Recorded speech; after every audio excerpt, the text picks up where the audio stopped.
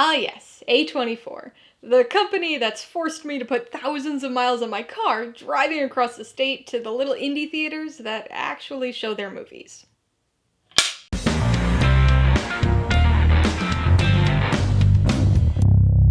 Hey everybody, welcome to Mainly Movies. Today I'm going to be talking about my top 5 A24 movies. If you're new here, please consider subscribing for a variety of movie-related content like reviews, rank lists, and trailer reactions. Well, it's the first Saturday of the month, so that means it's time for another episode of the Movie Nerds Club. This month, we're looking at the film company best known for its weird, eccentric movies. After you watch my top picks for A24 movies, make sure you check out the videos of the other members of the Movie Nerds Club. Links to their videos are in the description below. With the upcoming wide release of Everything Everywhere All at Once, we thought this would be the perfect month to turn our attention to A24. So, if you've been watching my videos over the years, you know that I have a complicated relationship with A24 movies. There are some, which you'll see in a minute, that I love, but I would say that more often than not, that is not the case for me. So much so that when the group decided on this topic, I was a little concerned, because I wasn't sure I was going to have enough that I actually liked for a top 5. After looking over the list, I realized I certainly had enough, but I will say that for once, this was a topic that was quite easy for me to narrow down, despite the fact that A24 has produced or distributed well over 100 films. Remember, these are just my top movies, not the top movies, so be sure to post your own personal top A24 movies in the comments below. I've already reviewed some of these movies on this channel, so if you want to check those out for some more in-depth thoughts on each of them, I'll put links in the description below, and also link them up in the cards as we go along. Alright, let's get this top list started. Coming in at number 5, The Farewell. I've gotta say, of all the movies on this list, this is the one that feels the least A24. Now, obviously, A24 has movies that span just about every genre at this point, but there's a certain niche quality to most of their films. The kind of thing that makes them the indie darlings of film discussion, but typically prevents them from reaching broader audiences. On the surface, The Farewell seems like it should be that type of niche film. It's got a very culture-specific veneer to it, and since it's essentially based on the director's own experiences, there are a lot of odd, specific things in this film that you just know were directly based on reality, because they're just way too weird to make up. And even though all that seems like it should make this movie a bit alienating, the very personal nature of it actually makes it a movie that just about anybody can relate to and connect with. Heartwarming isn't an adjective I would typically associate with an A24 movie, but it's the first one that comes to mind with The Farewell. Given the subject of the story, it's also frustrating and heartbreaking at times, but the family focus keeps things feeling very real and heartfelt throughout. And this is especially the case with the relationship between Billy and Nai, which I think was one of the strongest elements of the film. There's a very genuine quality that comes from it, where even though these two people are actors, they feel like a real grandmother-granddaughter pair. There's sweetness and poignancy to it, but also a lot of humor, much of which is situationally derived from the cross-cultural fish-out-of-water story. Coming in at number 4, MidSummer. Okay, now we're getting into the more typical A24 style, but that does not mean that this is a typical horror movie.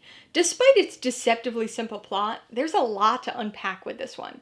It's a very symbolic film, and even though the main plot is interesting enough on its own, it's the symbolism and thematic layering that help this movie stand apart from other somewhat similar folk horror.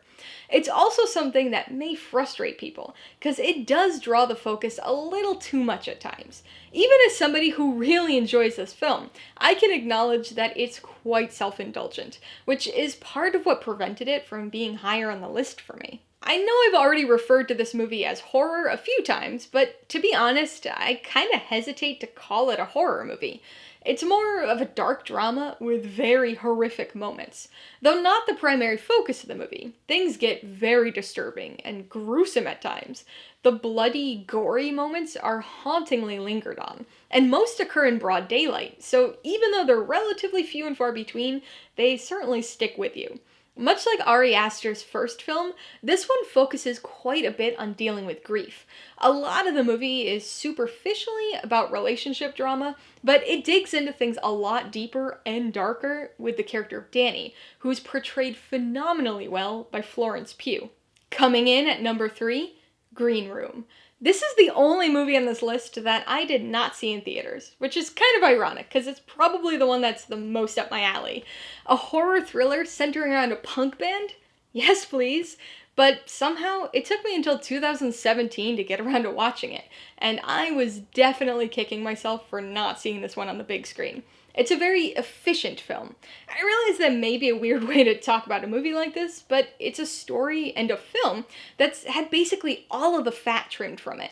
It's a lean 95 minutes long and takes very little time to throw you right into the thick of things. It may have an exceptionally simple plot, but this is one intense movie that feels kind of disturbingly real.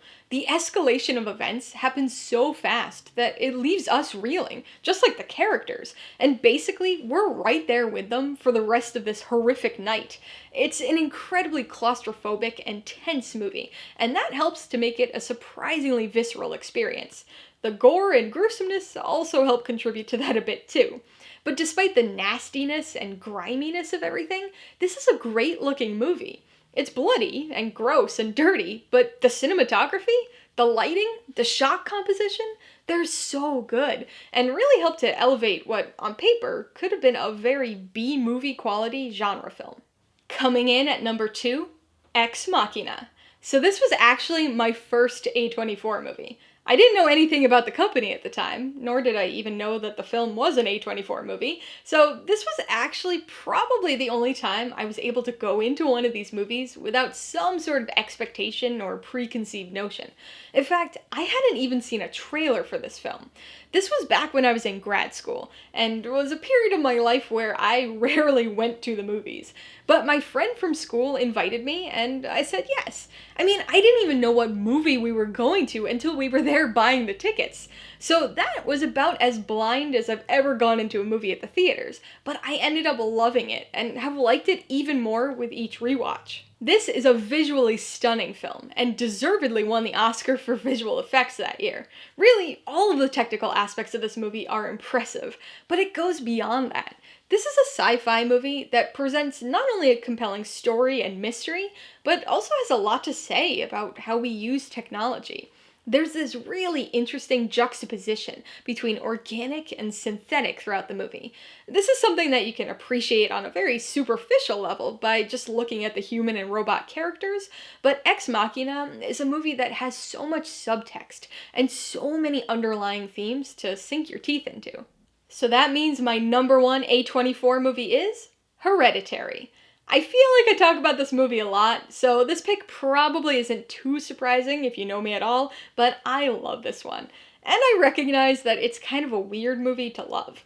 This is a dark and emotionally draining story. This was Ari Aster's directorial debut, and similar to his second film, MidSummer, which also made this list, is an incredibly grief-filled and grief-fueled tale. And just like with MidSummer, this has got some pretty fantastic performances, especially Toni Collette, who I think deserved a lot more recognition for this performance than she actually got.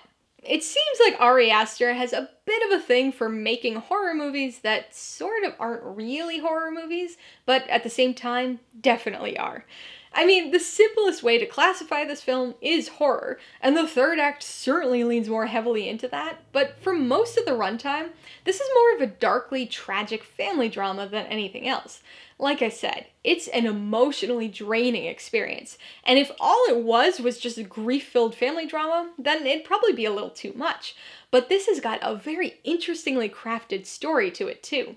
There's a bit of a mystery, not to mention some incredibly unexpected and shocking turns that end up making this a much more gripping and wild ride than you might expect. Alright, so there you have it. My top 5 A24 movies. What are your top movies? Be sure to post your own ranking in the comments below. And don't forget to check out the pics of the other members of the Movie Nerds Club. Remember, I've already reviewed some of these movies, so you can check those videos out for some more in-depth discussion of each, as well as my ratings, pros and cons, and even tailored film recommendations. Also, if you're interested in buying any of these movies, I do have affiliate links for all of them in the description below. I get a small commission from anything you buy using one of my links, so I'd really appreciate it if you'd use them if you're in the market for any of these movies. Alright, so if you got some enjoyment, insight, or information out of this top list, I'd appreciate it if you'd hit that like button. And if you haven't done so already, please hit subscribe while you're at it to see more videos like this, as well as movie reviews. Till next time, this has been Alyssa with Mainly Movies, the way life should be.